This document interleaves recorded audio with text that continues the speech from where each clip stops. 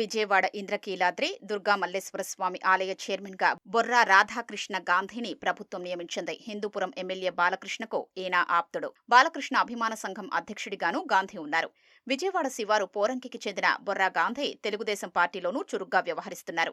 కాణిపాకం వరసిద్ధి వినాయక స్వామి ఆలయ చైర్మన్ గా వి సురేంద్రబాబుకు అవకాశం కల్పించారు. ఈయన గతంలో 2018 ఆగస్టు నుంచి 2019లో ప్రభుత్వం మారే వరకు ఇదే ఆలయ చైర్మన్ గా కొనసాగారు. గతంలో పార్టీ మండలాధ్యక్షుడిగా పనిచేశారు. భ్రమరాంబ మల్లికార్జున స్వామి శ్రీశైలం దేవస్థానం చైర్మన్ గా అన్నమయ్య జిల్లా రాజంపేటకు చెందిన బీజేపీ నేత పోతుగుంట రమేష్ నాయుడిని నియమించారు. ఈయన బీజేపీ రాష్ట్ర కార్యవర్గ సభ్యుడిగా నంద్యాల పార్లమెంటు ఇన్ఛార్జిగా వ్యవహరిస్తున్నారు. 2019లో రాజంపేట అసెంబ్లీ స్థానానికి బీజేపీ అభ్యర్థిగా పోటీ చేశారు.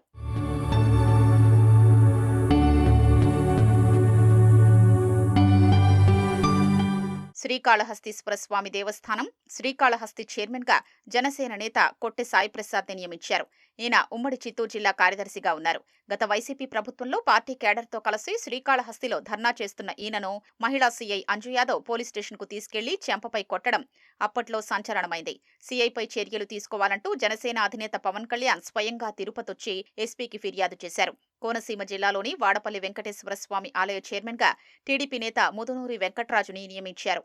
ఈయన కొత్తపేట ఎమ్మెల్యే బండారు సత్యానందరావు అనుచరుడిగా ఉన్నారు. గతంలో ఆత్రేయపురం మండల పార్టీ అధ్యక్షులుగా పనిచేశారు. టీటీడీ లోకల్ అడ్వైజరీ కమిటీలకు అధ్యక్షుల్ని నియమించారు. జూబ్లీహిల్స్ కమిటీకి ఏవీ రెడ్డి, హిమాయత్ నగర్ కు నేమూరి శంకర్ గౌడ్, బెంగళూరుకు వీరాంజనేయులు, ఢిల్లీకి ఎదుగొండ్ల సుమంత్ రెడ్డి, ముంబైకి గౌతమ్ సింఘానియా, విశాఖపట్నానికి వెంకట పట్టాభిరామ్ చోడెల్ని నియమించినట్లు ప్రభుత్వం తెలిపింది. ఈ నియామకాలకు సంబంధించి అధికారికంగా ఉత్తర్వులు రావాల్సి ఉంది.